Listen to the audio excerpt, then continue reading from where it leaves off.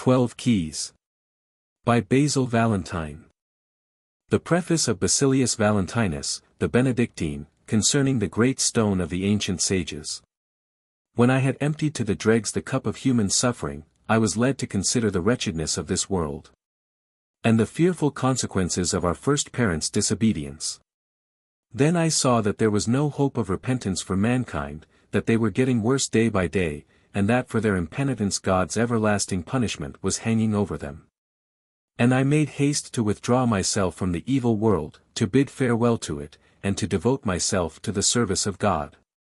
When I had spent some years at the monastery, I found that after I had performed my work and my daily devotions I still had some time on my hands. This I did not wish to pass in idleness, lest my evil thoughts should lead me into new sins. And so I determined to use it for the study and investigation of those natural secrets by which God has shadowed out eternal things. So I read a great many books in our monastery written in olden times by philosophers who had pursued the same study, and was thereby stimulated to a more ardent desire of knowing that which they also knew.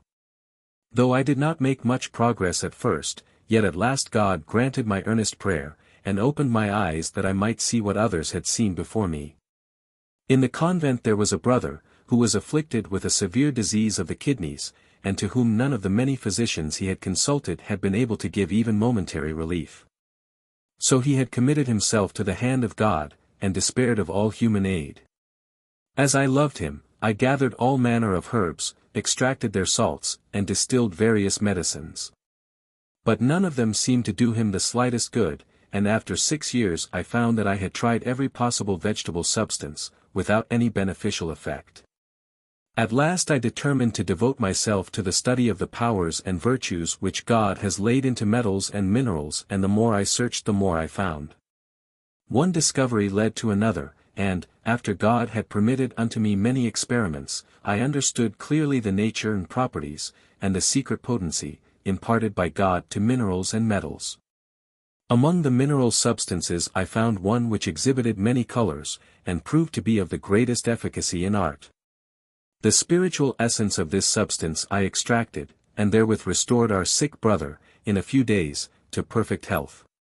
For the strength of this spirit was so great as to quicken the prostrate spirit of my diseased brother, who, from that day to the day of his death, remembered me in his hourly prayers.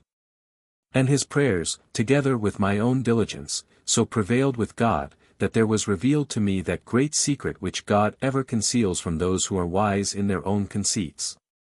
Thus have I been wishing to reveal to you in this treatise, as far as may be lawful to me, the stone of the ancients, that you, too, might possess the knowledge of this highest of earthly treasures for your health and comfort in this valley of sorrow. I write about it, not for my own good, but for that of posterity, and though my words be few and simple, that which they import is of immeasurable magnitude. Ponder them well, that you also may find the rock which is the foundation stone of truth, the temporal blessing, and the eternal reward. How do you find this book? Any thoughts about the book or the author? Any suggestion for improvement? Please take a moment to share your thoughts in a comment. If you like it, share it with your friends who might enjoy it as well. Subscribe to keep in touch. Visit CompleteAudiobooks.com for more quality content. The Tract of Basilius Valentinus, the Benedictine, concerning the great stone of the ancient sages. In the preface, gentle reader, and zealous student of this art, I promise to communicate to you a knowledge of our cornerstone, or rock. Of the process by which it is prepared, and of the substance from which it was already derived by those ancient sages, to whom the secret of our art was first revealed by God for the health and happiness of earthly life. Let me assure you that I fully intend to fulfill my promise, and to be as plain with you as the rules of our art permit, not misleading you by sophistical deceptions, but opening up to you the spring of all blessings even unto the fountain head. I propose to set forth what I have to say in a few simple, straightforward words, for I am no adept in the art of multiplying words, nor do I think that exuberance of language tends to clearness. On the contrary, I am convinced that it is many words that darken counsel. Let me tell you, then, that although many are engaged in the search after this stone, it is nevertheless found but by very few. For God never intended that it should become generally known. It is rather to be regarded as a gift which he reserves for those favored few, who love the truth, and hate falsehood, who study our art earnestly by day and by night, and whose hearts are set upon God with an unfeigned affection. Hence, if you would prepare our great and ancient stone, I testify unto you in all truth that you must give diligent heed to my teaching, and before all things implore the gracious blessing of the Creator of all things. You must also truly repent you of all your sins, confessing the same, and firmly resolve to lead a good and holy life. It is also necessary that you should determine to shew your gratitude to God for his unspeakable gift, by succoring the poor and the distressed, and by opening your hand and your heart to the needy. Then God will bless your labor, and reward your search with success, and yourself with a seat in heaven as the fruit of your faith. Do not despise the truthful writings of those who possessed the stone before us. For, after the enlightening grace of God, it is from them that I received my knowledge. Let your study of them be increased and repeated often, lest you lose the thread of insight, and the lamp of understanding be extinguished. Give yourself wholly to study, and be not flighty or double-minded. Let your mind be like a firm rock, in which all the various sayings of the sages are reduced to the unity of their common meaning. For a man who is easily influenced in different directions is not likely to find the right path. As our most ancient stone is not derived from combustible things, you should cease to seek it in substances which cannot stand the test of fire. For this reason it is absurd to suppose that we can make any use of vegetable substances, though the stone, too, is endowed with a principle of growth. If our stone were a vegetable substance, it would, like other vegetables, be consumed by fire, leaving only a certain salt. Ancient writers have, indeed, described our stone as the vegetable stone. But that name was suggested to them by the fact that it grows and increases in size, like a plant. Know also that animals only multiply after their kind, and within their own species. Hence our stone can only be prepared out of its own seed, from which it was taken in the beginning, and hence also you will perceive that the soul of an animal must not be the subject of this investigation. Animals are a class by themselves. Nor can anything ever be obtained from them that is not animal in its nature. But our stone, as it has been bequeathed to me by the ancients, is derived from two things, and one thing, in which is concealed a third thing. This is the purest truth, and a most faithful saying. For male and female have from of old been regarded as one body, not from any external or visible consideration, but on account of the ardor of that mutual love which naturally draws them together into one. And as the male and female seed jointly represent the principle of propagation, so also the sperm of the matter out of which our stone is made can be sown and increased. There are in our substance two supplementary kinds of seed, from which our stone may be prepared and multiplied.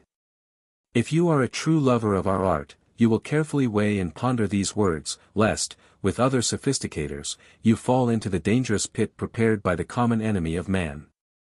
But whence are you to obtain this seed? This question you may most easily answer by asking yourself another question. What do you want to develop from this seed, and what use do you wish to make of it? There can be no doubt, then, that it must be the root, or first substance, of metals, from which all metals derive their origin. It is, therefore, necessary that we should now proceed to speak of the generation of the metals. In the beginning, when the Spirit of God moved upon the face of the waters, and as yet all was involved in darkness, Almighty and eternal God, whose beginning and wisdom are from everlasting, by his inscrutable counsel created heaven and earth. And all that in them is, both visible and invisible, out of nothing. How the act of creation was accomplished I will not attempt to explain.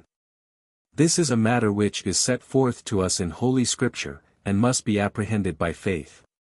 To each creature God gave its own seed, wherewith to propagate its kind, that in this way there might always be an increase of men and animals, plants and metals. Man was not to be able to produce new seed, he was only permitted to educe new forms of life out of that which already existed. The creating of seed God reserved to himself, for if man could create seed he would be equal to the Creator. Know that our seed is produced in the following way. A celestial influence descends from above, by the decree and ordinance of God, and mingles with the astral proper ties. When this union has taken place, the two bring forth a third, namely, an earth-like substance, which is the principle of our seed, of its first source, so that it can shew an ancestry, and from which three the elements, such as water, air, and earth, take their origin. These elements work underground in the form of fire, and there produce what Hermes, and all who have preceded me, call the three first principles, viz. The internal soul, the impalpable spirit, and visible bodies, beyond which we can find no earlier beginning of our magistery. In the course of time these three unite, and are changed through the action of fire into a palpable substance, viz. quicksilver, sulphur, and salt. If these three substances be mixed, they are hardened and coagulated into a perfect body, which represents the seed chosen and appointed by the Creator. This is a most important and certain truth. If the metallic soul, the metallic spirit, and the metallic form of body be present, there will also be metallic quicksilver, metallic sulphur, and metallic salt, which together make up the perfect metallic body. If you cannot perceive what you ought to understand herein, you should not devote yourself to the study of philosophy. Moreover, I tell you in few words, that you cannot obtain a metallic body except by perfectly joining these three principles into one. Know, also, that all animals are, like man, composed of flesh and blood, and also possess a vitalizing spirit, but are destitute of the rational soul which the Creator gave to man alone. Therefore, when animals die, they perish forever. But when man yields up his mortal life into the hands of his Creator, his soul does not die. It returns, and is united to the glorified body, in which, after the resurrection, soul and spirit dwell together once more in eternal glory, never to be separated again throughout all eternity. Hence the rational soul of man makes him an abiding creature, and, though his body may seem to die, yet we know that he will live forever. For to him death is only a process of purification, by means of which he is freed from his sins, and translated to another and better place. But there is no resurrection for the brute beasts, because they have no rational soul, for which alone our Lord and Saviour shed his blood. For though a body may be vitalized by a spirit, yet it need not, therefore, be fixed, unless, indeed, it possess a rational soul, that strong bond between body and spirit, which represents their union, and resists all efforts to separate them. Where there is no soul, there is no hope of redemption. Nothing can be perfect or lasting without a soul. This is a profound and most important truth, which I feel in conscience bound to make known to my readers. Now, the spirits of metals have this property of fixedness in a greater or less degree, they are more or less volatile in proportion to the mutual fitness of their bodies and souls. A metal that has the three conditions of fixedness is not affected by fire or overcome by any other outward agent. But there is only one metal that fulfills these conditions, namely, gold.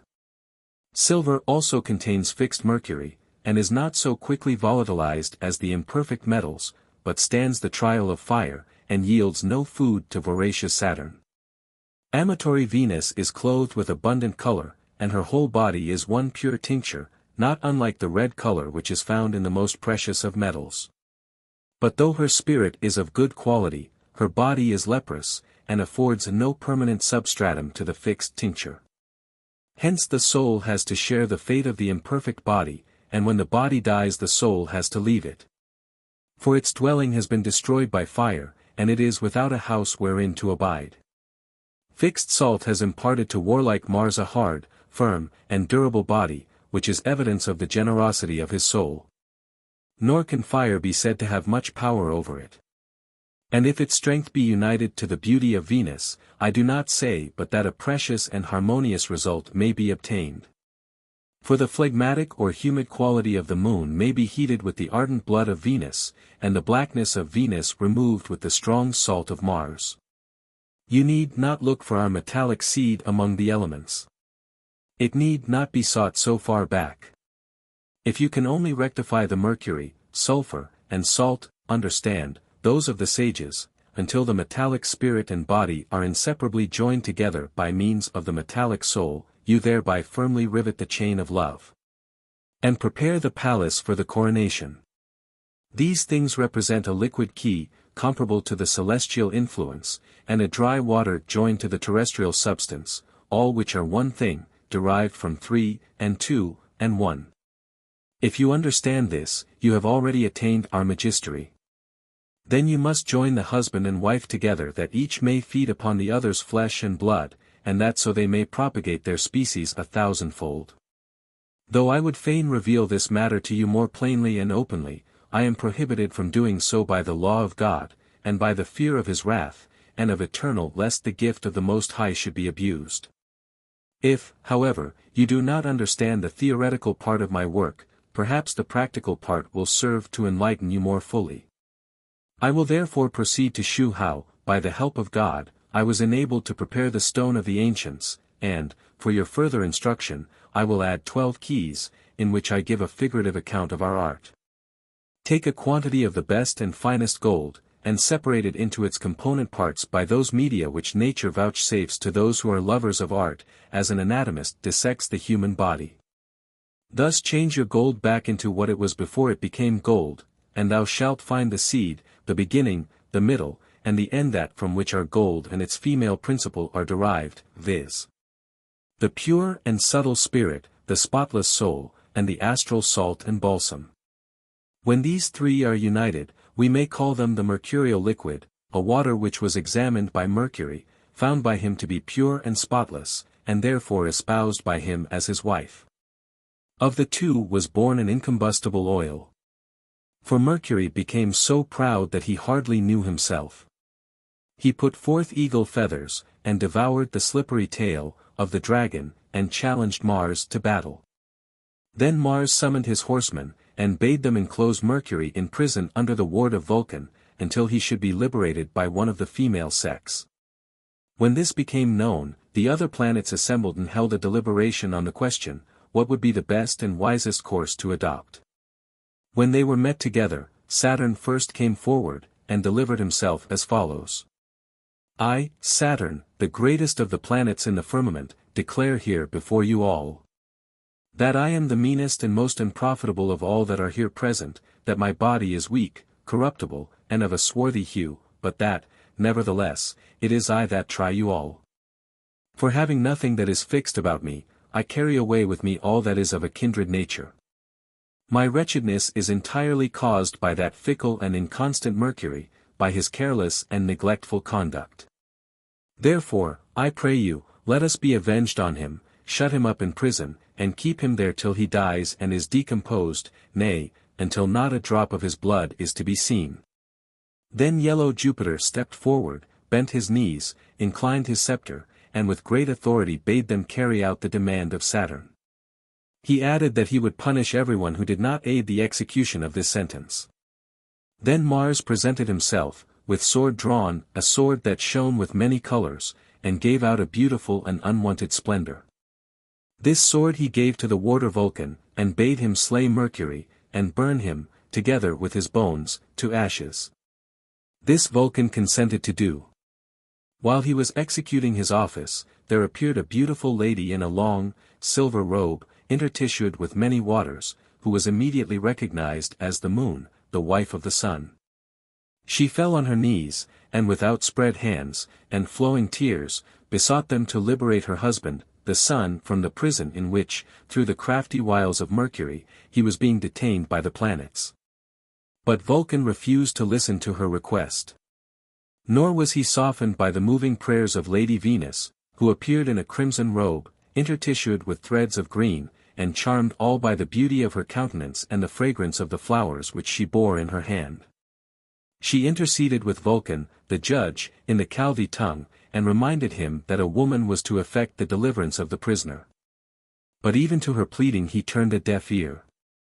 While they were still speaking, the heaven was opened, and there came forth a mighty animal, with many thousands of young ones, which drove the warder before it, and opening its mouth wide, swallowed Venus, its fair helper. At the same time exclaiming with a loud voice, I am born of woman, woman has propagated my seed, and therewith filled the earth, her soul is devoted to mine, and therefore I must be nourished with her blood. When the animal had said these words with a loud voice, it hastened into a certain chamber, and shut the door behind it. Whither its voracious brood followed, drinking of the aforesaid incombustible oil, which they digested with the greatest ease, and thereby became even more numerous than they had been before. This they continued to do until they filled the whole world. Then the learned men of that country were gathered together, and strove to discover the true interpretation of all they had seen. But they were unable to agree until there came forward a man of venerable age, with snowy locks and silvery beard, and arrayed in a flowing purple robe. On his head he wore a crown set with brilliant carbuncles. His loins were girded with the girdle of life. His feet were bare, and his words penetrated to the depth of the human soul. He mounted the tribune, and bade the assembly listen to him in silence, since he was sent from above to explain to them the significance of what they had seen. When perfect silence prevailed, he delivered himself as follows. Awake, O man, and behold the light, lest the darkness deceive thee. The gods revealed to me this matter in a profound sleep. Happy is the man who knows the great works of the divine power. Blessed is he whose eyes are open to behold light where before they saw darkness. 2 stars are given by the gods to man to lead him to great wisdom. Gaze steadily upon them, follow their lights, and you will find in them the secret of knowledge. The bird phoenix, from the south, plucks out the heart of the mighty beast from the east. Give the animal from the east wings, that it may be on an equality with the bird from the south. For the animal from the east must be deprived of its lion's skin, and lose its wings. Then it must plunge in the salt water of the vast ocean, and emerge thence in renovated beauty. Plunge thy volatile spirits in a deep spring whose waters never fail, that they may become like their mother, who is hidden therein, and born of 3. Hungary is my native land, the sky and the stars are my habitation, the earth is my spouse. Though I must die and be buried, yet Vulcan causes me to be born anew.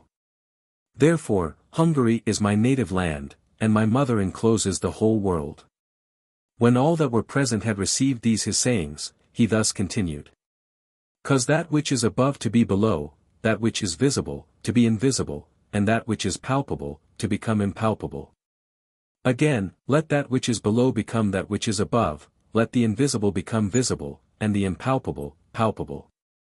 Here you see the perfection of our art, without any defect, or diminution.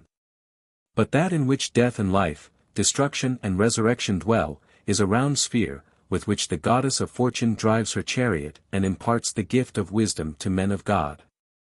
Its proper name here upon earth, and for the human understanding, is all in all. Let him who would know what this all in all is, give the earth great wings, and make it fly upward through the air to the heavenly regions.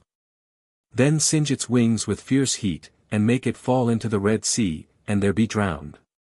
Then dry up the water with fire and air till the earth reappears, and you will have all in all.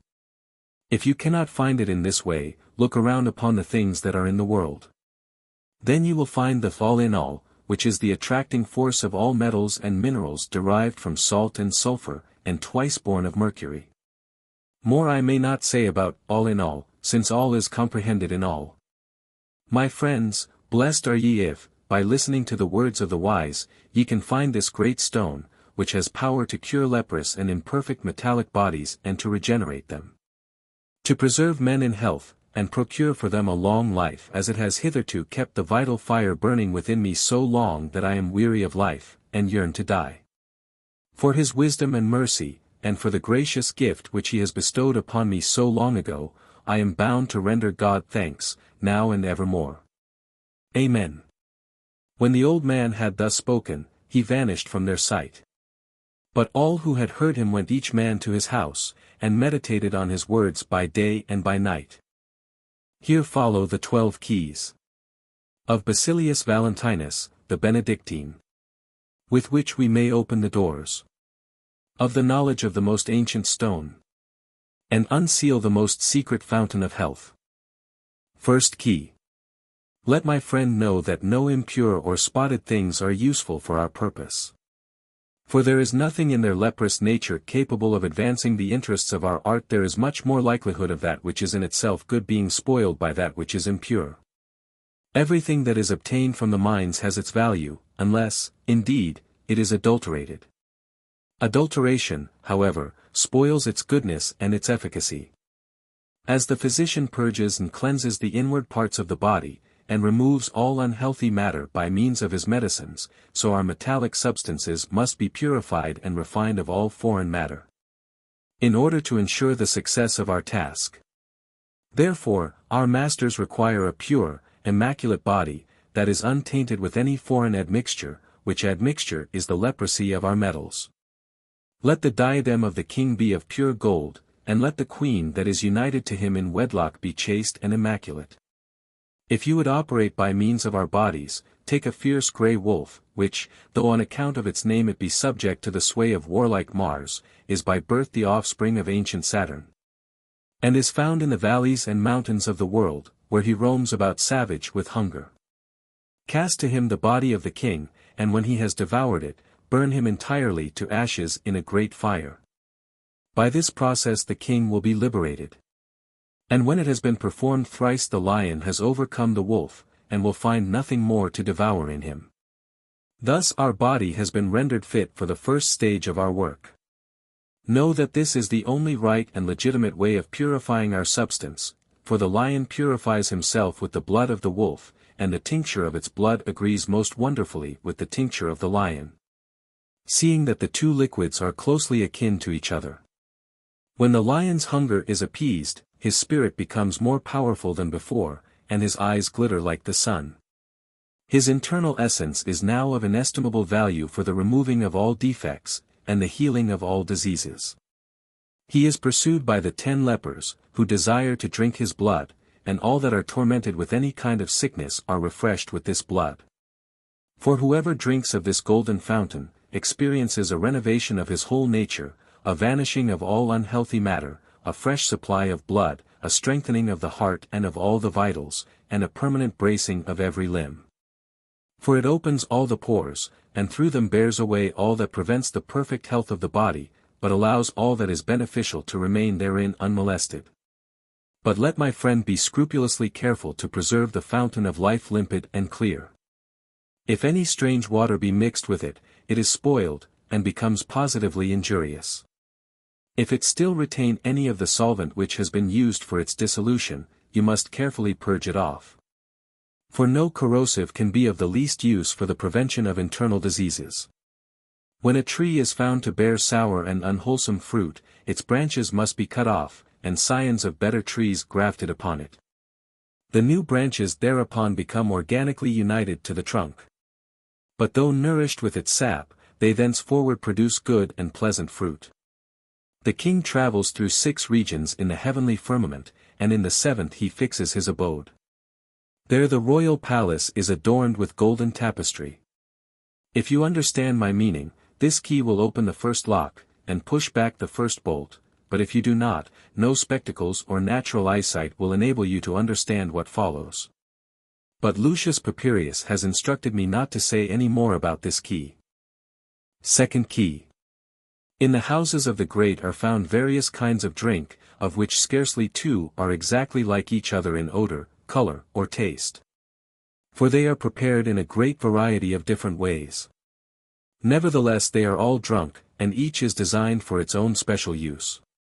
When the sun gives out his rays, and sheds them abroad upon the clouds, it is commonly said that he is attracting water, and if he do it frequently, and thereby cause rain, it is called a fruitful year. If it be intended to build a palace, the services of many different craftsmen must be employed, and a great variety of materials is required. Otherwise the palace would not be worthy the name. It is useless to use wood where stone is necessary. The daily ebb and flow of the sea, which are caused by the sympathetic influence of heavenly bodies, impart great wealth and blessing to the earth. For whenever the water comes rolling back, it brings a blessing with it. A bride, when she is to be brought forth to be married, is gloriously adorned in a great variety of precious garments, which, by enhancing her beauty, render her pleasant in the eyes of the bridegroom. But the rites of the bridal night she performs without any clothing but that which she was arrayed withal at the moment of her birth. In the same way our bridal pair, Apollo and Diana, are arrayed in splendid attire, and their heads and bodies are washed with various kinds of water, some strong, some weak, but not one of them exactly like another, and each designed for its own special purpose. Know that when the moisture of the earth ascends in the form of a vapor, it is condensed in the upper regions, and precipitated to the earth by its own weight. Thus the earth regains the moisture of which it had been deprived, and receives strength to put forth buds and herbs. In the same way you must repeatedly distill the water which you have extracted from the earth, and then again restore it to your earth, as the water in the Strait of Euripus frequently leaves the shore, and then covers it again until it arrives at a certain limit. When thus the palace has been constructed by the hands of many craftsmen, and the sea of glass has absolved its course, and filled the palace with good things, it is ready for the king to enter, and take his seat upon the throne. But you should notice that the king and his spouse must be quite naked when they are joined together.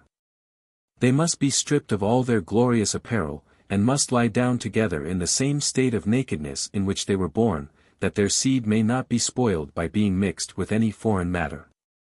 Let me tell you, in conclusion, that the bath in which the bridegroom is placed, must consist of two hostile kinds of matter, that purge and rectify each other by means of a continued struggle. For it is not good for the eagle to build her nest on the summit of the Alps, because her young ones are thus in great danger of being frozen to death by the intense cold that prevails there. But if you add to the eagle the icy dragon that has long had its habitation upon the rocks, and has crawled forth from the caverns of the earth, and place both over the fire, it will elicit from the icy dragon a fiery spirit, which, by means of its great heat, will consume the wings of the eagle, and prepare a perspiring bath of so extraordinary a degree of heat that the snow will melt upon the summit of the mountains, and become a water, with which the invigorating mineral bath may be prepared, and fortune, health, life, and strength restored to the king. Third Key. By means of water fire may be extinguished, and utterly quenched. If much water be poured upon a little fire, the fire is overcome, and compelled to yield up the victory to the water. In the same way our fiery sulphur must be overcome by means of our prepared water. But, after the water has vanished, the fiery life of our sulphureous vapor must triumph, and again obtain the victory. But no such triumph can take place unless the king imparts great strength and potency to his water and tinges it with his own color, that thereby he may be consumed and become invisible, and then again recover his visible form, with a diminution of his simple essence, and a development of his perfection. A painter can set yellow upon white, and red or crimson upon yellow, for, though all these colors are present, yet the latter prevails on account of its greater intensity. When you have accomplished the same thing in our art, you have before your eyes the light of wisdom, which shines in the darkness, although it does not burn. For our sulphur does not burn, but nevertheless its brilliancy is seen far and near. Nor does it color anything until it has been prepared, and dyed with its own color, which it then imparts to all weak and imperfect metals. This sulphur, however, cannot impart this color until it have first by persevering labor been prevailed upon to abjure its original color. For the weaker does not overcome the stronger, but has to yield the victory to it. The gist of the whole matter lies in the fact that the small and weak cannot aid that which is itself small and weak, and a combustible substance cannot shield another substance from combustion. That which is to protect another substance against combustion must itself be safe from danger. The latter must be stronger than the former, that is to say, it must itself be essentially incombustible. He, then, who would prepare the incombustible sulphur of the sages, must look for our sulphur in a substance in which it is incombustible, which can only be after its body has been absorbed by the salt sea, and again rejected by it. Then it must be so exalted as to shine more brightly than all the stars of heaven, and in its essence it must have an abundance of blood, like the pelican, which wounds its own breast, and, without any diminution of its strength, nourishes and rears up many young ones with its blood. This tincture is the rose of our masters, of purple hue, called also the red blood of the dragon, or the purple cloak many times folded with which the Queen of Salvation is covered, and by which all metals are regenerated in color. Carefully preserve this splendid mantle, together with the astral salt which is joined to this sulphur, and screens it from harm. Add to it a sufficient quantity of the volatility of the bird. Then the cock will swallow the fox, and, having been drowned in the water, and quickened by the fire, will in its turn be swallowed by the fox. Fourth Key. All flesh that is derived from the earth, must be decomposed and again reduced to earth, then the earthy salt produces a new generation by celestial resuscitation. For where there was not first earth, there can be no resurrection in our magistery. For in earth is the balm of nature, and the salt of the sages. At the end of the world shall be judged by fire, and all those things that God has made of nothing shall by fire be reduced to ashes, from which ashes the phoenix is to produce her young. For in the ashes slumbers a true and genuine tartaric substance, which, being dissolved, will enable us to open the strongest bolt of the royal chamber. After the conflagration, there shall be formed a new heaven and a new earth, and the new man will be more noble in his glorified state than he was before. When the sand and ashes have been well matured and ripened with fire, the glass-blower makes out of it glass, which remains hard and firm in the fire, and in color resembles a crystal stone. To the uninitiated this is a great mystery, but not to the master whom long experience has familiarized with the process. Out of stones the master also prepares lime by burning, which is very useful for our work, but before they are prepared with fire, they are mere stones. The stone must be matured and rendered fervent with fire, and then it becomes so potent that few things are to be compared to the fiery spirit of lime. By burning anything to ashes you may gain its salt. If in this dissolution the sulphur and mercury be kept apart, and restored to its salt, you may once more obtain that form which was destroyed by the process of combustion. This assertion the wise of this world denounce as the greatest folly, and count as a rebellion, saying that such a transformation would amount to a new creation, and that God has denied such creative power to sinful man. But the folly is all on their side.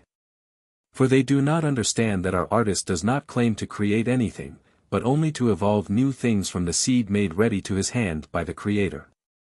If you do not possess the ashes, you will be unable to obtain our salt, and without our salt you will not be able to impart to our substance a bodily form, for the coagulation of all things is produced by salt alone. As salt is the great preserving principle that protects all things from decay, so the salt of our magistery preserves metal from decomposition and utter annihilation. If their balm were to perish, and the spirit to leave the body would be quite dead, and no longer available for any good purpose. The metallic spirit would have departed, and would have left its habitation empty, bare, and lifeless. Observe also, thou who art a lover of this art, that the salt that is gained from ashes has great potency, and possesses many concealed virtues. Nevertheless, the salt is unprofitable, until its inward substance has been extracted. For the spirit alone gives strength and life. The body by itself profits nothing. If you know how to find this spirit, you have the salt of the sages, and the incombustible oil, concerning which many things have been written before my time. Although many philosophers have sought for me with eagerness, yet very few succeed at length in finding out my secret virtue. Fifth Key. The quickening power of the earth produces all things that grow forth from it, and he who says that the earth has no life makes a statement which is flatly contradicted by the most ordinary facts. For what is dead cannot produce life and growth, seeing that it is devoid of the quickening spirit. This spirit is the life and soul that dwell in the earth, and are nourished by heavenly and sidereal influences. For all herbs, trees, and roots, and all metals and minerals, receive their growth and nutriment from the spirit of the earth, which is the spirit of life. This spirit is itself fed by the stars, and is thereby rendered capable of imparting nutriment to all things that grow, and of nursing them as a mother does her child while it is yet in the womb. The minerals are hidden in the womb of the earth, and nourished by her with the spirit which she receives from above. Thus the power of growth that I speak of is imparted not by the earth, but by the life-giving spirit that is in it. If the earth were deserted by this spirit, it would be dead, and no longer able to afford nourishment to anything.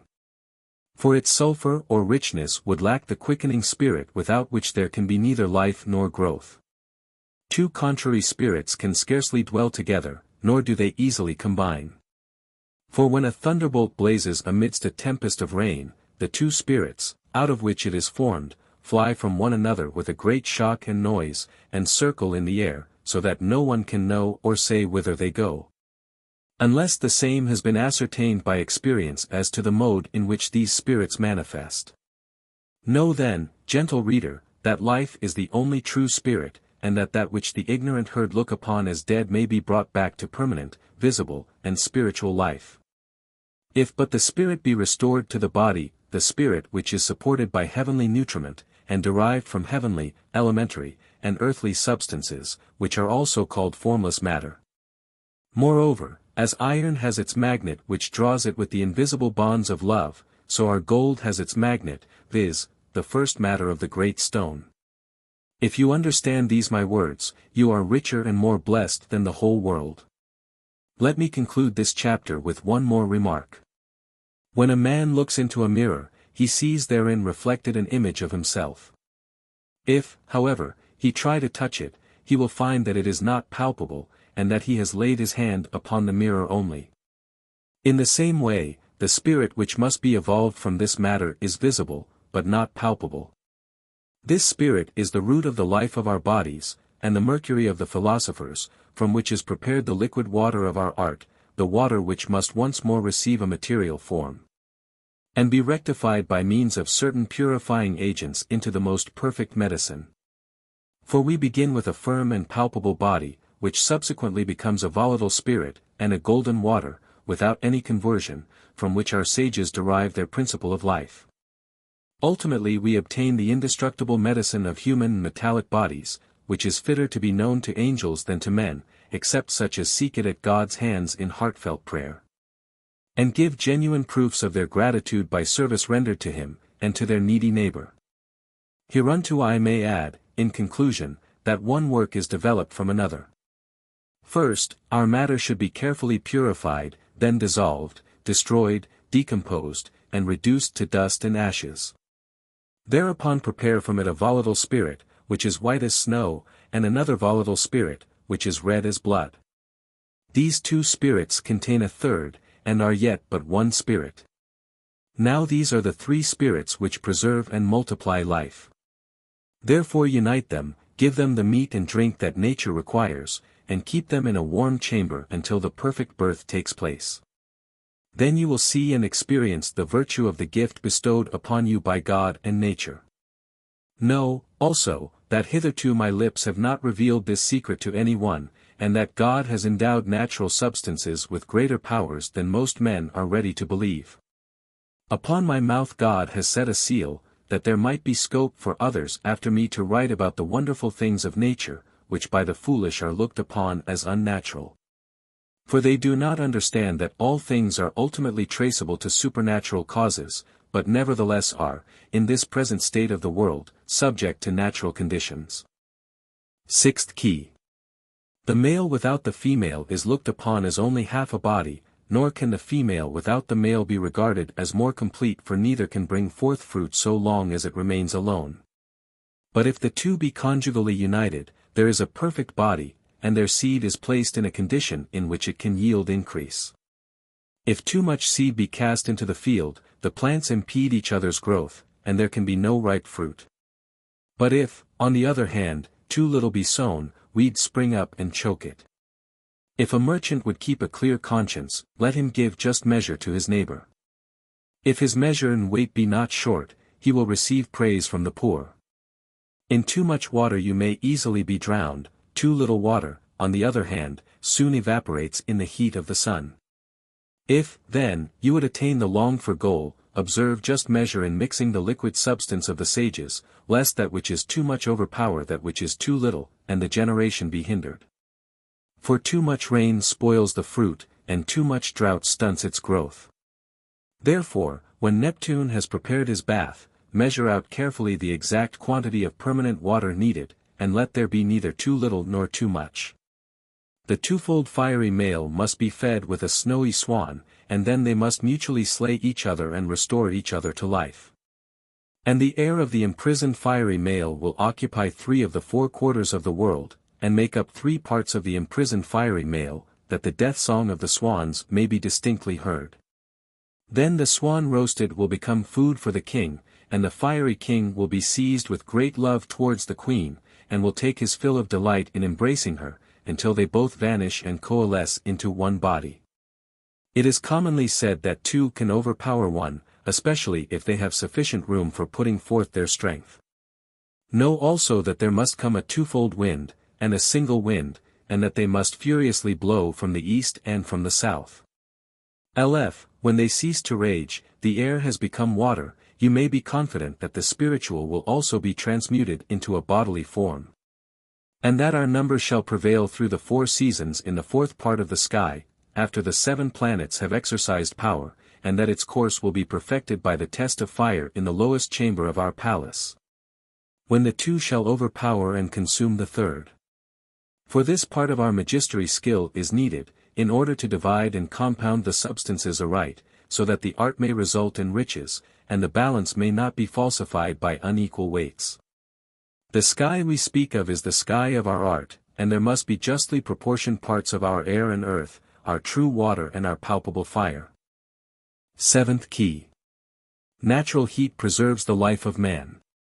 If his body lose its natural heat, his life has come to an end. A moderate degree of natural heat protects against the cold, an excess of it destroys life. It is not necessary that the substance of the sun should touch the earth. The sun can heat the earth by shedding thereon its rays, which are intensified by reflection.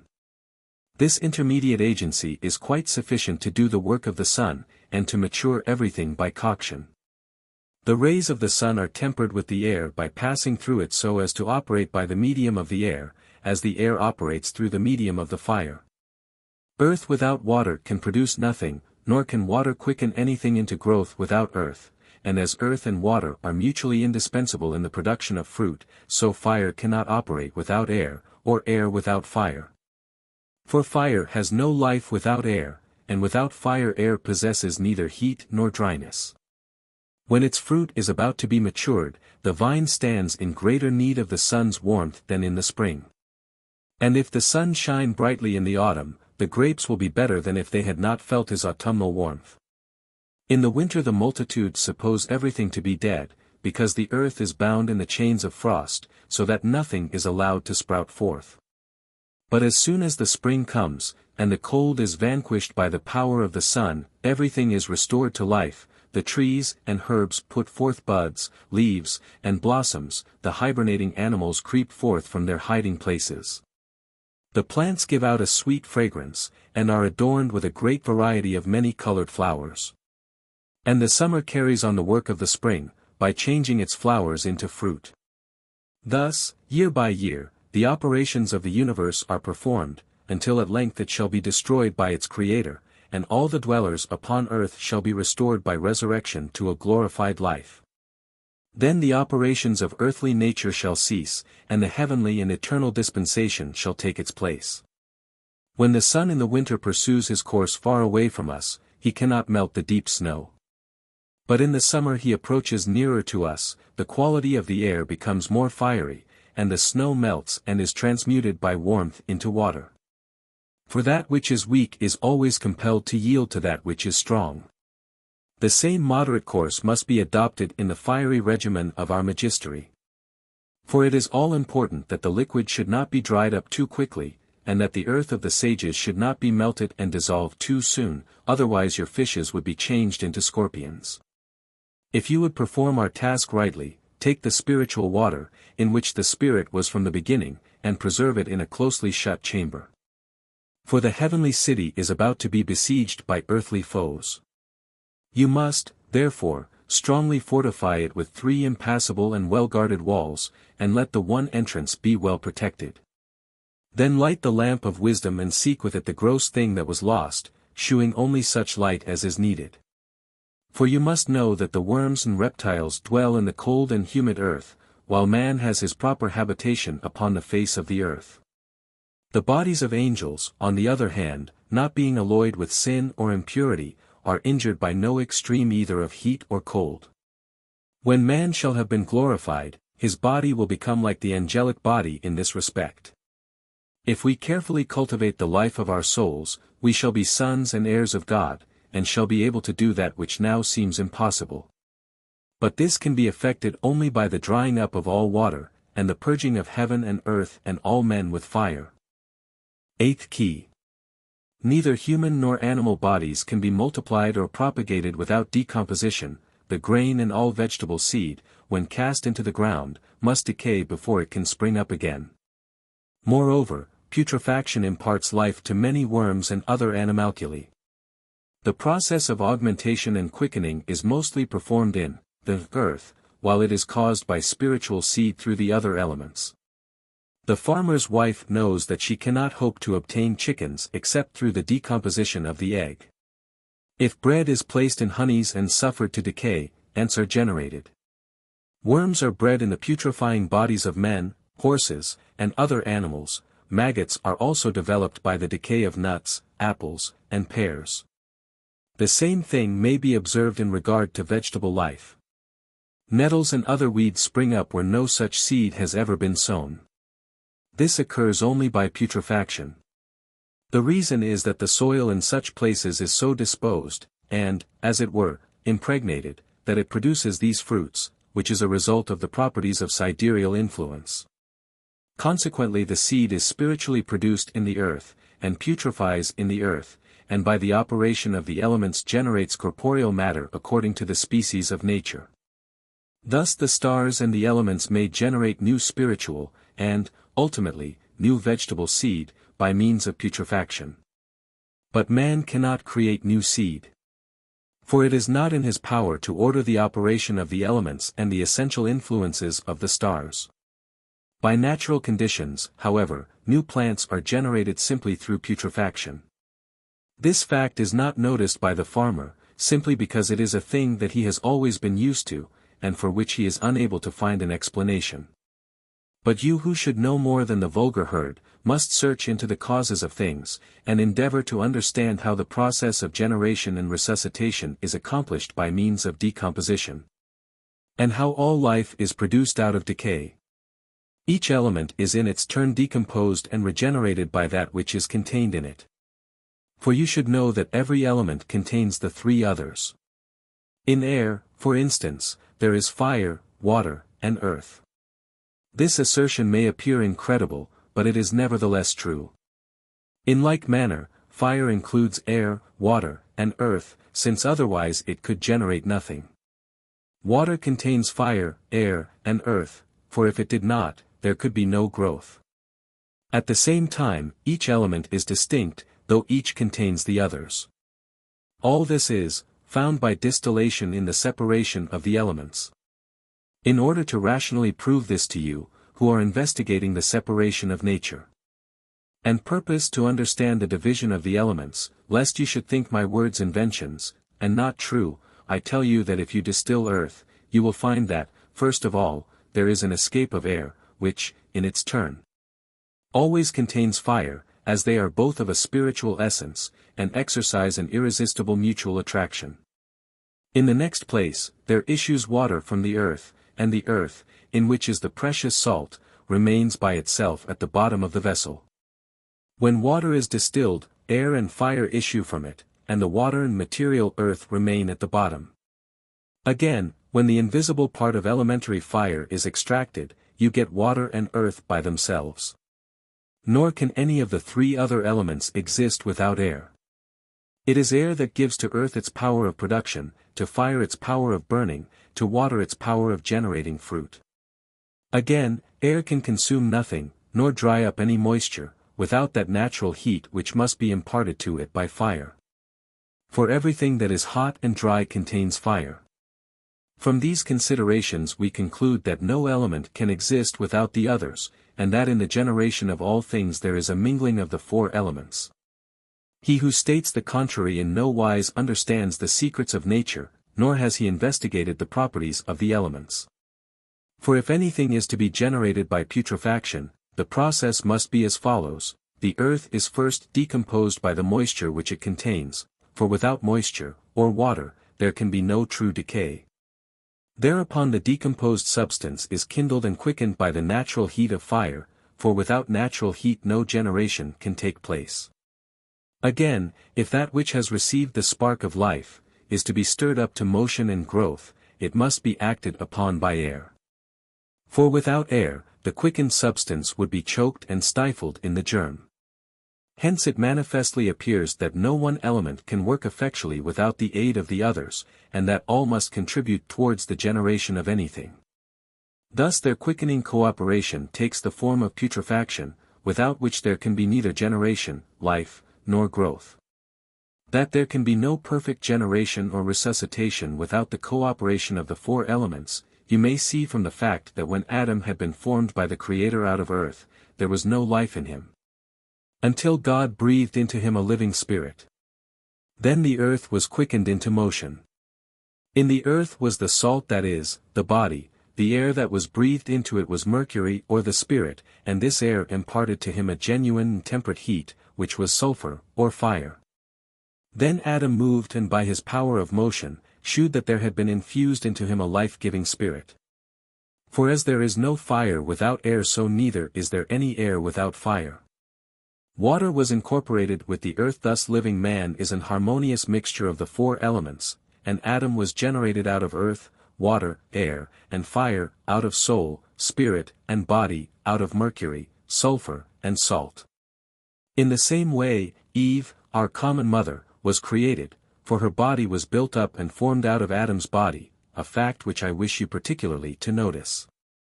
To return again to putrefaction, O seeker of the magistery and devotee of philosophy, know that, in like manner, no metallic seed can develop, or multiply, unless the said seed, by itself alone, and without the introduction of any foreign substance, be reduced to a perfect putrefaction.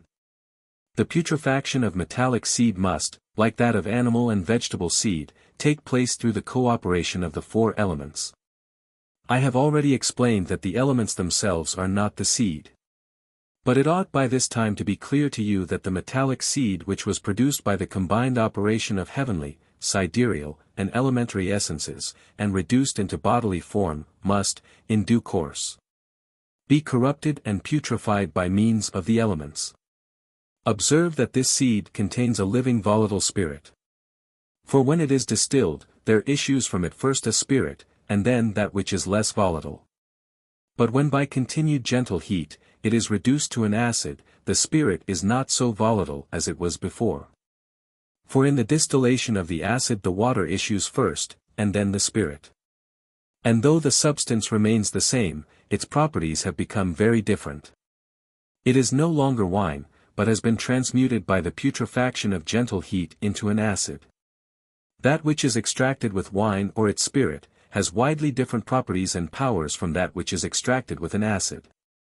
For if the crystal of antimony be extracted with wine or the spirit of wine, it causes vomiting and diarrhea, because it is a poison, and its poisonous quality is not destroyed by the wine. But if it be extracted with a good distilled acid, it furnishes a beautiful extract of a rich color. If the acid be removed by means of the St. Mary's bath, and the residuum of yellow powder washed away, you obtain a sweet powder which causes no diarrhea, but is justly regarded as a marvelously beneficial medicine. This excellent powder is dissolved in a moist place into a liquid which is profitably employed as a painless agent in surgery. Let me sum up in few words what I have to say. The substance is of heavenly birth, its life is preserved by the stars, and nourished by the four elements, then it must perish, and be putrefied. Again, by the influence of the stars, which works through the elements, it is restored to life, and becomes once more a heavenly thing that has its habitation in the highest region of the firmament. Then you will find that the heavenly has assumed an earthly body, and that the earthly body has been reduced to a heavenly substance. Ninth Key. Saturn, who is called the greatest of the planets, is the least useful in our magistery. Nevertheless, it is the chief key of the whole art, howbeit set in the lowest and meanest place.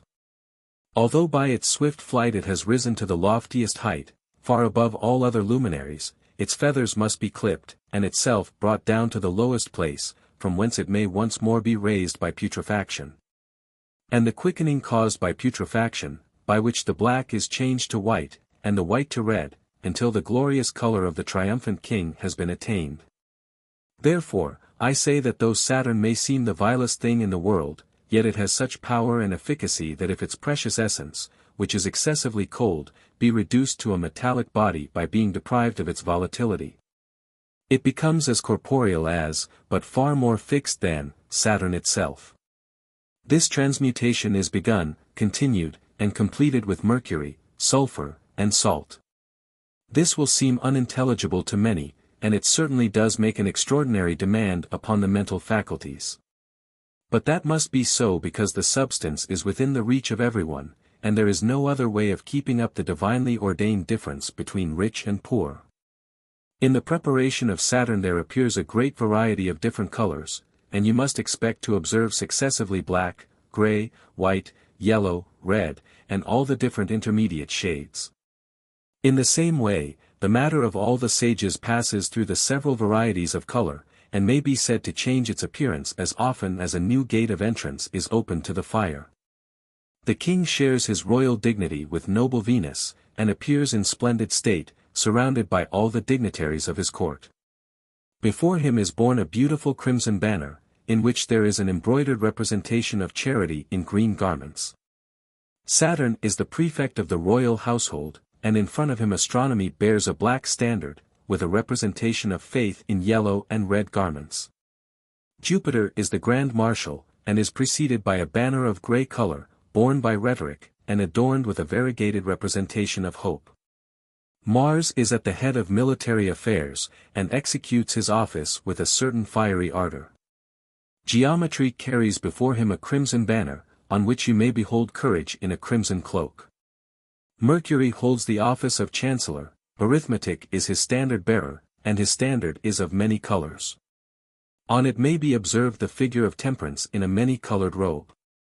The Sun is vice-regent, and is preceded by Grammar, bearing a yellow banner, on which Justice is represented in a golden robe though Venus seems to cast him into the shade by the gorgeous magnificence of her appearance. He really possesses more power in the kingdom than she. Before the Moon, Dialectic bears a shining silver banner, with the figure of Prudence wrought into it in sky blue, and because the husband of the Moon is dead, he has transferred to her his task of resisting the domination of Queen Venus. For among all these there is enmity, and they are all striving to supplant each other. Indeed, the tendency of events is to give the highest place to the most excellent and the most deserving. For the present state of things is passing away, and a new world is about to be created, and one planet is devouring another spiritually, until only the strongest survive. Let me tell you allegorically that you must put into the heavenly balance the ram, bull, Cancer, scorpion, and goat. In the other scale of the balance you must place the twins, the archer, the water-bearer, and the virgin. Then let the lion jump into the virgin's lap, which will cause the other scale to kick the beam. Thereupon, let the signs of the zodiac enter into opposition to the Pleiades, and when all the colors of the world have shown themselves, let there be a conjunction and union between the greatest and the smallest and the greatest. If the whole world's nature were seen in one figure, and nothing could be evolved by art, nothing wonderful would be found in the universe, and nature would have nothing to tell us. For which let us laud and praise God. 10th Key. In our stone, as composed by me and by those who have long preceded me, are contained all elements, all mineral and metallic forms, and all the qualities and properties of the whole world. In it we find most powerful natural heat, by which the icy body of Saturn is gently transmuted into the best gold. It contains also a high degree of cold, which tempers the fervent heat of Venus, and coagulates the mercury, which is thereby also changed into the finest gold. All these properties slumber in the substance of our stone, and are developed, perfected, and matured by the gentle coction of natural fire, until they have attained their highest perfection. If the fruit of a tree be plucked before it is ripe, it is unfit for use, and if the potter fail to harden his vessels in the fire, they cannot be employed for any good purpose. In the same way you must exercise considerable patience in preparing our elixir, if it is to become all that you wish it to become. No fruit can grow from a flower that has been plucked before the time. He who is in too great a hurry, can bring nothing to perfection, but is almost sure to spoil that which he has in hand. Remember, then, that if our stone be not sufficiently matured, it will not be able to bring anything to maturity. The substance is dissolved in a bath, and its parts reunited by putrefaction. In ashes it blossoms. In the form of sand all its excessive moisture is dried up. Maturity and fixity are obtained by living fire. The work does not actually take place in the bath of St. Mary, in horse dung, in ashes, or in sand, but the grades and regimen of the fire proceed after the degrees which are represented by these. The stone is prepared in an empty furnace, with a threefold line of circumvallation. In a tightly closed chamber. It is subjected to continued coction, till all moisture and clouds are driven off, and the king attains to indestructible fixedness, and is no longer liable to any danger or injury, because he has become unconquerable. Let me express my meaning in a somewhat different manner. When you have dissolved your earth with your water, dry up the water with its own inward fire. Then the air will breathe new life into the body, and you will have that which can only be regarded as that great stone which in a spiritual manner pervades human and metallic bodies, and is the universal and immaculate medicine. Since it drives out that which is bad, and preserves that which is good, and is the unfailing corrective of all imperfect or diseased substances. This tincture is of a color intermediate between red and purple, with something of a granite hue, and its specific weight is very considerable.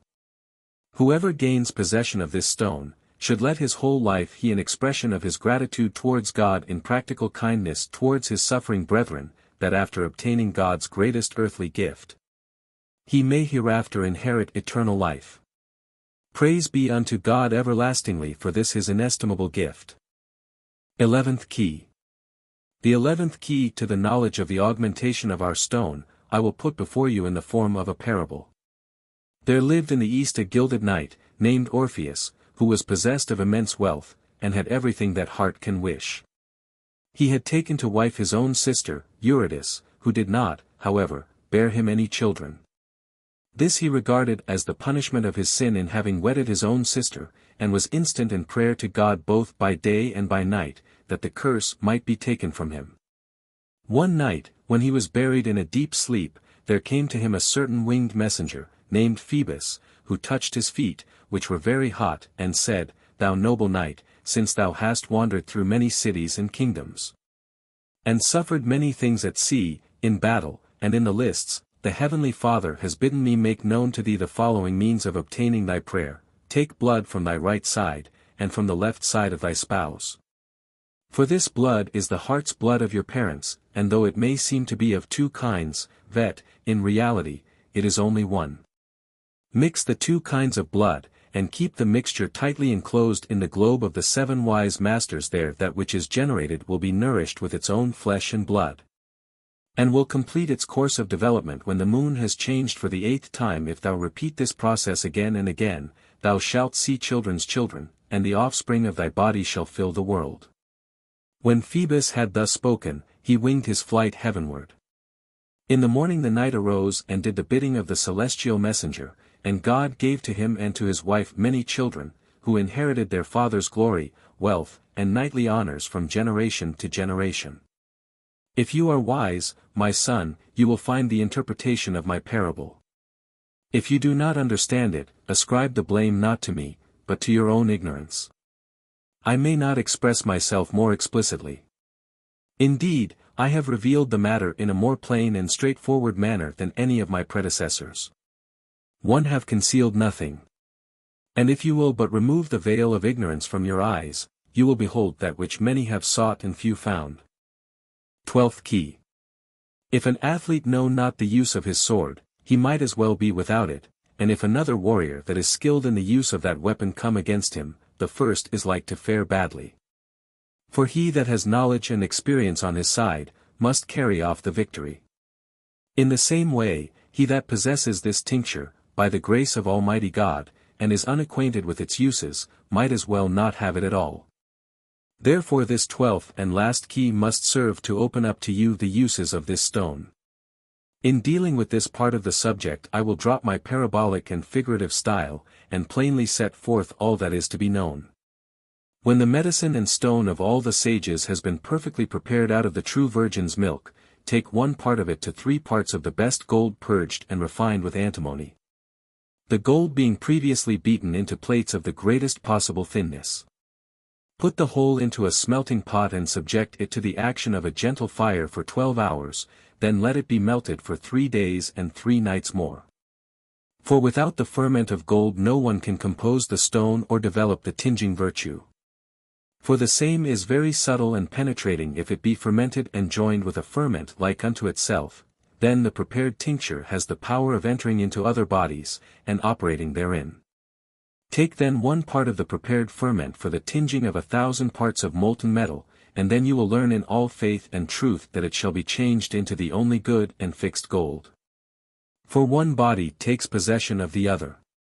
Even if it be unlike to it, nevertheless, through the strength and potency added to it, it is compelled to be assimilated to the same, since like derives origin from like.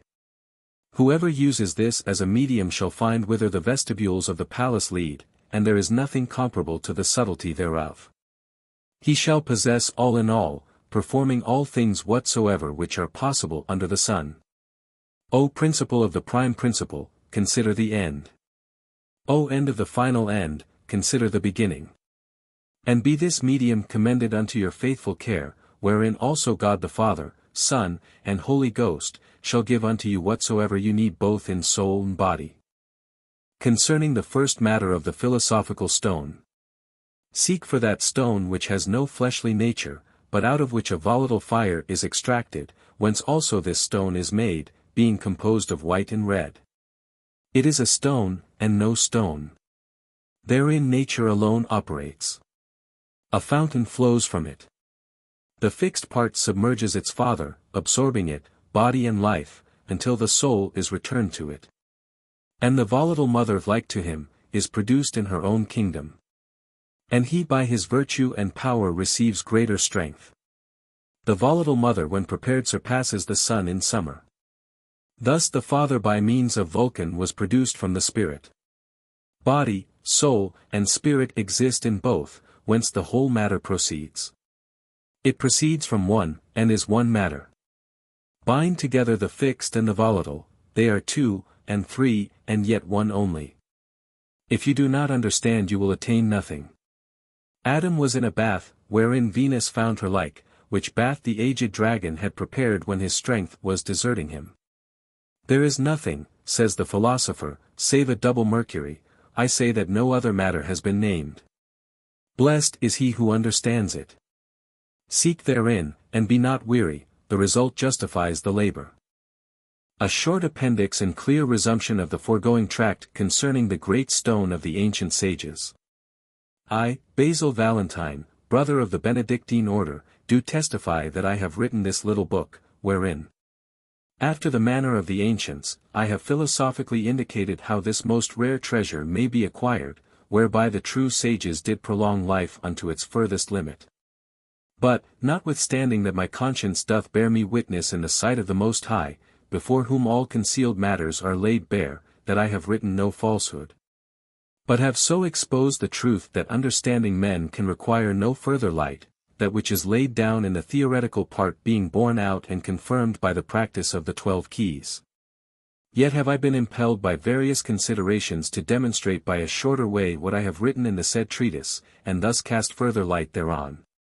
Whereby also the lover of the desired wisdom may obtain an increased illumination for the fulfillment of his desire. There are many who will consider that I am speaking too openly, and will hold me answerable for the wickedness that they think will follow, but let them rest assured that it will be sufficiently difficult, notwithstanding, for any thick-headed persons to find what they seek herein. At the same time the matter shall be made clear to the elect. Hearken then, thou follower of truth, to these my words, and so shalt thou find the true way. Behold, I write nothing more than I am willing to hold by after my death and resurrection. Do thou faithfully and simply lay to heart this shorter way, as hereinafter exhibited, for my words are grounded in simplicity, and my teaching is not confused by a labyrinth of language. I have already indicated that all things are constituted of three essences, namely, mercury, sulphur, and salt, and herein I have taught what is true. But know that the stone is composed out of 1, 2, 3, 4, and 5. Out of 5, that is, the quintessence of its own substance. Out of 4, by which we must understand the 4 elements. Out of 3, and these are the 3 principles of all things. Out of 2, for the mercurial substance is twofold. Out of 1, and this is the first essence of everything which emanated from the primal fiat of creation. But many may by all these discourses be rendered doubtful in mind as to what they must start with, and as to the consequent theory. So I will, in the first place, speak very briefly concerning mercury, secondly concerning sulphur, thirdly concerning salt, for these are the essence of the matter of our stone. In the first place, you must know that no ordinary quicksilver is useful, but our quicksilver is produced from the best metal by the spagyric art, pure, subtle, clear, and glistening, like a spring, pellucid even as crystal, free from all dross. Hence make water or combustible oil. For mercury was in the beginning water, and herein all the sages agree with my dictum and teaching. In this oil of mercury dissolve its own mercury, from which the water in question was made, and precipitate the mercury with its own oil. Then we have a twofold mercurial substance. But you must know that gold must first be dissolved in a certain water, as explained in my second key, after the purification described in the first key, and must be reduced into a subtle calx, as is mentioned in the fourth key. Next, this calx must be sublimated by the spirit of salt, again precipitated, and by reverberation reduced into a subtle powder. Then its own sulphur can more easily enter into its substance, and have great friendship with the same, for they have a wondrous love towards each other. Thus you have 2 substances in one, and it is called mercury of the sages, but is yet a single substance, which is the first ferment. Now follows concerning sulphur. Seek your mercury in a similar metal. Then when you know how to extract the metal from its body by purification, the destruction of the first Mars, and reverberation. Without the use of any corrosive, the method of doing which I have indicated in my third key, you must dissolve that mercury in its own blood out of which it was made before it became fixed, as indicated in the sixth key. And you have then nourished and dissolved the true lion with the blood of the green lion. For the fixed blood of the red lion has been made out of the volatile blood of the green lion. Hence, they are of one nature, and the unfixed blood again renders that which is volatile fixed, and the fixed blood in its turn fixes that which is volatile, as it was before its solution. Then foster it in gentle heat, until the whole of the mercury is dissolved, and you obtain the second ferment, by nourishing the fixed sulphur with that which is not fixed, as all sages unite with me in testifying. Afterwards this becomes, by sublimation with spirit of wine, of a blood-red color, and is called potable gold. Now I will also give my opinion respecting the salt of the sages. The effect of salt is to fix or volatilize, according as it is prepared and used. For the spirit of the salt of tartar, if extracted by itself without any addition, has power to render all metals volatile by dissolution and putrefaction, and to dissolve quick or liquid silver into the true mercury. As my practical directions shew. Salt of tartar by itself is a powerful fixative, particularly if the heat of quicklime be incorporated with it. For these 2 substances are singularly efficacious in producing fixation. In the same way, the vegetable salt of wine fixes and volatilizes according to the manner of its preparation. Its use is one of the arcana of nature, and a miracle of the philosopher's art.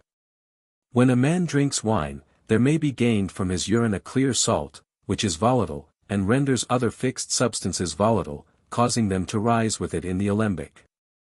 But the same does not fix.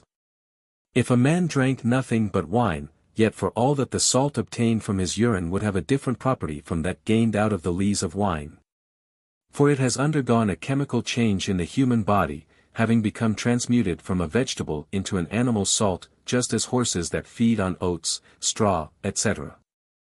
change those vegetable substances into flesh and fat, while the bee prepares honey out of the precious juices of flowers and herbs. The great change which takes place in these and other substances is due to putrefaction, which separates and transmutes the constituent elements. The common spirit of salt, which is extracted according to the direction given in my last declaration, if there be added to it a small quantity of the spirit of the dragon, dissolves, volatilizes, and raises together with itself in the alembic. Gold and silver. Just as the eagle, together with the spirit of the dragon, which is found in stony places, before the spirit is separated from its body, is much more powerful in producing fixation than volatility. This I also say, that if the spirit of common salt be joined to the spirit of wine, and distilled together with it, it becomes sweet, and loses its acidity. This prepared spirit does not dissolve gold bodily, but if it be poured on prepared calx of gold, it extracts the essence of its color and redness. If this be rightly done, it reduces the white and pure moon to the color of that body from which it was itself extracted. The old body may also receive back its former color through the love of alluring Venus, from whose blood it, in the first instance, derived its origin. But observe, likewise, that the spirit of salt also destroys the moon, and reduces it to a spiritual essence, according to my teaching, out of which the potable moon may be prepared. This spirit of the moon belongs to the spirit of the sun, as the female answers to the male, by the copulation or conjunction of the spirit of Mercury or its oil. The spirit lies hid in Mercury, the color you must seek in sulphur, and their coagulation in salt, then you have three things which together are capable of once more generating a perfect thing. The spirit is fermented in the gold with its own proper oil, the sulphur is found in abundance in the property of precious Venus. This kindles the fixed blood which is sprung from it, the spirit of the salt of the sages imparts strength and firmness, though the spirit of tartar and the spirit of urine together with true vinegar, have great virtue. For the spirit of vinegar is cold, and the spirit of lime is intensely hot, and thus the two spirits are found to be of opposite natures. I do not here speak according to the customary manner of the sages. But I must not say too openly how the inner gates are to be unlocked. In bidding farewell, let me impart to you a faithful word. Seek your material in a metallic substance. Thence prepare mercury. This ferment with the mercury of its own proper sulphur, and coagulate them with salt. Distill them together, mix all according to weight. Then you will obtain one thing, consisting of elements sprung from one thing. Coagulate and fix it by means of continuous warmth. Thereupon augment and ferment it a third time, according to the teaching of my two last keys, and you will find the object and goal of your desire. The uses of the tincture are set forth plainly in my 12th key. Thanks be to God. As a parting kindness to you, I am constrained to add that the spirit may also be extracted from black Saturn and benevolent Jupiter. When it has been reduced to a sweet oil, we have a means of robbing the common liquid quicksilver of its vivacity, or rendering it firm and solid, as is also set forth in my book. Postscript. When you have thus obtained the material, the regimen of the fire is the only thing on which you need bestow much attention. This is the sum and the goal of our search. For our fire is a common fire, and our furnace a common furnace. And though some of my predecessors have left it in writing that our fire is not common fire, I may tell you that it was only one of their devices for hiding the mysteries of our art.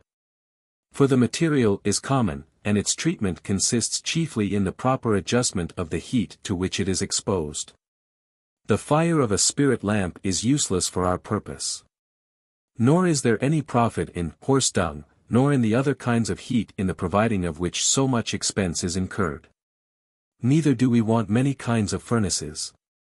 Only our threefold furnace affords facilities for properly regulating the heat of the fire. Therefore do not let any babbling sophist induce you to set up a great variety of expensive furnaces. Our furnace is cheap, our fire is cheap, and our material is cheap, and he who has the material will also find a furnace in which to prepare it, just as he who has flour will not be at a loss for an oven in which it may be baked. It is unnecessary to write a special book concerning this part of the subject. You cannot go wrong, so long as you observe the proper degree of heat, which holds a middle place between hot and cold.